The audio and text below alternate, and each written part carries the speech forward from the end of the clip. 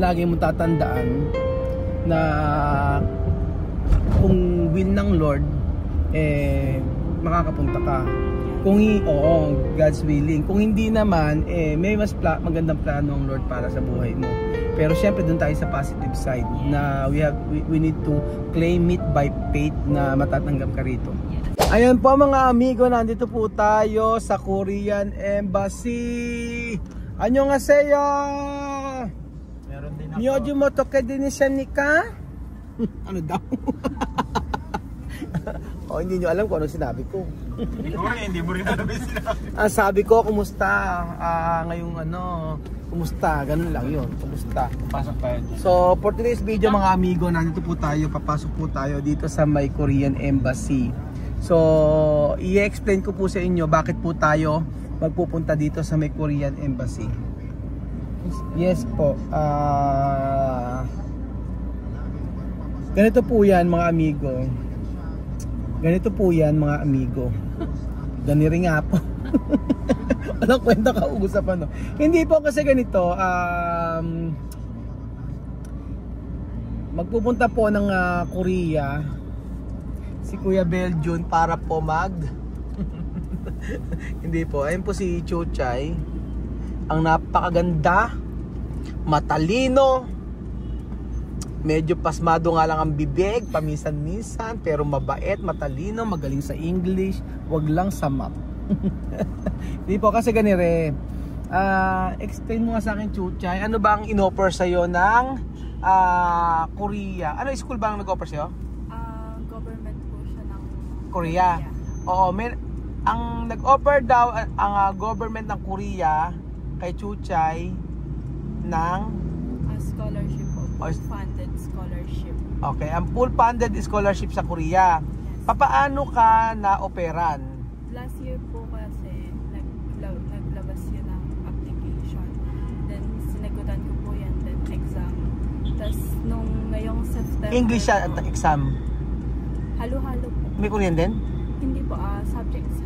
Subject. O tapos? Tapos, nung September po, second week ng September, nag-email na nag-qualify po ako mag-apply. Oo. Tapos, ngayon po yung deadline, October 17. Oo. Then, Para ipasa. po. Pero yung nakapasa ka, nag-ayos ka ng mga requirements, ano? Apo. Ang mga requirements ay? Yung form po mismo na ibibigay ng scholarship. Okay. Tapos yung mga apostille document, kamukha po ng birth certificate, certificate of graduation, diploma, tsaka form 137. Tapos po yung mga supplementary document na nagsusupport po ng personal statement nyo and study plan. Okay, and then after nyan, i-check pa nila, ganun ba? Opo. Halika, baba na muna tayo bago mo tayo magkwentuhan. Kanina kasi nagkwentuhan. Sige, chat na lang namin kayo. Yes po mga amigo, si Chuchay po mga amigo, siya po yung tinutulungan natin sa kanyang pag-aaral. At isang malaking opportunity po yung makapasa ka sa gobyerno ng Korea para makapag-aral. So, from the very start na nag-aaral ko, nag-support tayo sa kanya sa pagbayad sa kanyang apartment. So, si Marvin po ang sumasakat. Apartment natin? Later. Kunin mo na. May requirements kasi kami na kung dadalhin. Tapos, yun, si Marvin ang sumasagot ng baon. Pero, ako sa apartment, sa mga books, and everything na kailangan ni Chuchay. Hindi na, pasok tayo. So, let's go. Alam ko, ano lang eh. Nakarating na naman tayo dito mga amigo. Nakabalik na naman po tayo sa Brittany Hotel. Ayan po. 1.5 Halloween dinner buffet. So, pasok tayo. So, ayan po mga amigo na mali po tayo ng pupuntahan. Mali pala Chuchay. Dapat sa embassy mismo. Ayaw kasi nila makinig. Alam siya may nakakaalam. Na mali. Dapat na sa embassy pala. Oo, dapat sa embassy pupunta. So, ito siguro ayusin muna doon. Bibigyan mo lang. Ayun, nga, ayan. Oo, ito yung address niya. Ayan. Nakaayos sa lahat yan. Maraming requirements. Maraming nais mo yan? 3 sets bawat ano? Bawat piece po ng Kaya pala ano. Pero ang ano sa nila, yung pag-aayos ng papel, sagot mo, no? Ganon. Tapos, magkano yung naubos natin dyan? Magkano ba? Naka 6K na ako dyan? Naka 6K na pala ako na ipapadala doon. Tapos, pero sure naman na yan? Depende sa kanila? Pero nakapasa kayo eh, qualified kayo, no? Pero lahat na nakakapasa? Hindi lahat? Hindi lahat? Selected lang po talaga. Nakadepende po talaga yung sa personal statement tsaka sa study plan. Okay. Depende po sa grades. Sa grades. Bakit nagbibisi ng scholar? Matagal na yun. Kasunduan ng government. Oo nga. Korean top. Pero ano maging course mo doon? Yun pa rin ang course mo ron. Makikredit yung taon mo ngayon. Hindi na makikredit. Up to zero po yan. Okay lang. Oo. 1 year Pero libre yung bahay. high Allowance, tuition. study language plan. Ano yung study language pa? 1 year po mag-debate. Tap, Ikaw, ikaw, ilang years? Pwede po umuwi ng Pilipinas pero sa Baka- justice po. Pero yung ticket mo papunta ron, sa kanila na rin. Wala nang gastos. Nako, pero kailangan mo pa rin ng allowance. Oo. Sa umpisa. Oo. Okay lang yun. Diba? Oo. Ikaw man makapag-aral sa Korea, mga amigo, diba? Tapos mechanical engineering pa rin yung course niya. Pero tataka ko, ba't yung iba, ang nag-aaral ng ano, yung mga Koreano, dito nag-aaral. Kasi mahal, diba? Nag-aaral English dito? English lang dito. Okay. Yung mga Koreano ng English pinag-aaral dito. Ang dadun. Kaya naman silang English teacher din sa Korea, diba? Oo. Ayun, kaya nag-hire sila ng mga English teacher sa Korea. Oo, nga naman. Pero at least mga amigo, di ba? Ang laki ng ang laki ng difference din kasi na malaking opportunity. Malaking opportunity po na makakapunta si Chuchay doon. At least libre ang accommodation, libre ang tuition fee, libre ang ticket, di ba? Kasi naman nandito sa ticket. Dito yung sa naman siya nag-aaral dito sa may State University. Kaya okay lang din naman. Kaya lang yung binabayaran nga natin sa yung bahay, yung tapos yung sa mga libro, yung mga yan. Pero at least okay lang sa akin. Opportunity na yun para makapag-aaral siya sa ibang bansa. Mas okay na yun. Kasi diba dati nabanggit ko na ako nagabayan ng sa apartment niya, tutulungan ko. And then sa mga libro, sa mga gastusin. So ayan po, namali tayo na punta. Ayan. Nakakamiss din dito. SM Aura to, di ba? Oo. SM Aura. Kailan tayo mag-picture. Picture ako kaya kayo. Galing kami kanina sa 9th floor. Akala namin doon. Hindi pala. So, ayan po.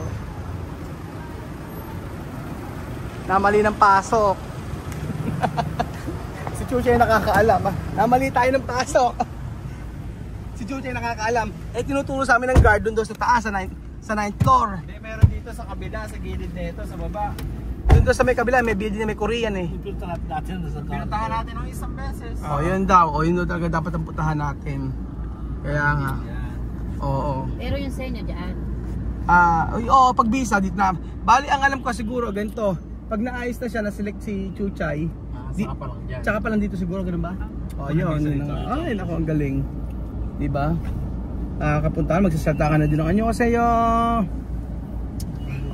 Anyo. Ne? Kamsamnida. Diba, ne? Kamsamnida. Adja. Ganun-ganun na si Chuchay. Baka hindi mo na kami pansin pag nasa Korea ka na, sabihin mo sa amin. Uyo ka. Uyo ka. Uyo ka na. Kaya nga. Ganda pa na. K-pop. Kaya lang siguro gusto mo dahil sa K-pop eh. Para maganda pa naman Chuchay. Ang ganda sa Korea. Ang ganda ng weather sa ang ganda ng weather sa Korea. Tapos makita mo yung mahal ang mga bilihin. Pinili ko pong university, hindi siya sa city. Saan? Sa Busan. Ay, sa Busan. Ako, train to Busan. Andun yung mga zombie. Andun ang mga andun ang mga zombie. Yan. Zombie. Totoo ba? Ikaw mamimili na school na gusto mo? I think masiselect ka. Kasi po, Kasi pag yung pagkasa city, more competitive Oo, at unlike sa pupunta ka na lang namin sa Busan, sorry. Kasi ikaw natanggap sa Busan. Saan ka ba? Sa Busan. Mais? Sa Busan ka, ito nga matalino ko talaga kasi napili mo yan. Like dito here sa Pilipinas, no? Kapag ka nag-ano ka sa, halimbawa sa UP, di ba? Yung mga course na dapat sa UP, kung mag-take ka ng exam, yung mga hindi masyadong kinukuha. Yun ang sabi sa amin before, para makapasok ka sa UP. Ganun, yun ang sabi. Sa akin po kasi. Sa'yo? Yung future na lang din po kasi since yung Korea, leading siya sa innovation. And pumapasok po yung mechanical engineering. Oo. Kaya yun yung pinili mo. Pero pag university kasing ganun eh, ano turo din? Korean din. Korean po, kaya po may 1-year language study na mag-take. Tapos parang may tinatawag po na topic. Yung topic po na yun may level 6. Level 6. Dapat po yung 1 year na yun sa language na yun, pag-aaral, makaabot kayo ng level 3 to 4. Kasi po yun yung requirements ng university para maka-enroll sa course. Actually, ano, so ibig sabihin magko-Korean language ka muna? Opo, 1 year yun. Alam mo, actually Chuchay, alam mo ba, ang mga, doon ka na nga lang nagtrabaho yung mga factory worker, ang lalaki ng sahod. Paano pa kung nag-aral, doon ka nag-aral, tapos engineering pa yung course mo. So, ako po, in the future magiging okay. So, matutulungan mo na si Kuya Makmak para maiyak. Si Kuya Makmak yung ng laboratory. para makuha ng duwagdaman. Yan. Oo, si Kuya Makmak kanya kapatid. So, anto pa tayo sa SM ano. Sana nga ma-select ka. So, okay lang yan. Basta lagi mong tatandaan na kung will ng Lord makakapunta ka. Kung God's willing. Kung hindi naman, may mas magandang plano ang Lord para sa buhay mo. Pero syempre doon tayo sa positive side na we need to claim it by faith na matatanggap ka rito. So lahat ng hirap mo ay mapapalitan yan. So ayun po mga amigo, papunta na kami sa may Korea na embassy. Kaya kami bigla ang napaluwas mga amigo. Actually hindi naman kami luluwas talaga. Opo mga kababayan ko. So thank you so much po at update ko po kayo kay Chuchay na I'm so happy na siya ay makakapunta ng Korea. Abangan po mga amigo. Thank you so much po. Dito yan, ayan dyan. O yun. So dito po pala tayo pupunta mga amigo sa mismong Korean Embassy. Ayan, nakarating sa atin sa patutunguhan. Yan po kaya, ayan. Yes, abot lang daw sa card.